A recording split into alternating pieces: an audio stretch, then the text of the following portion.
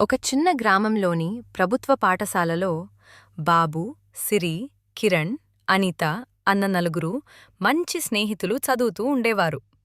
పాఠశాలలో పెద్ద మైదానం ఉండేది.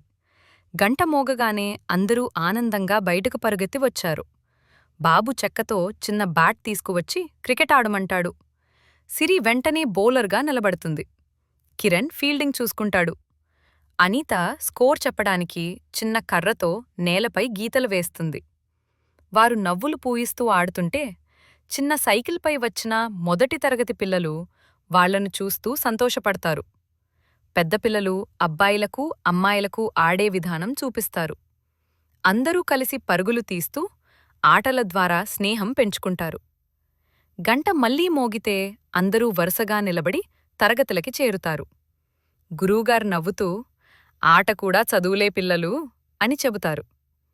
పిల్లల మైదానాన్ని చూసుకుంటూ రేపు మళ్లీ ఆడాలని సంతోషంగా నిర్ణయించుకుంటారు.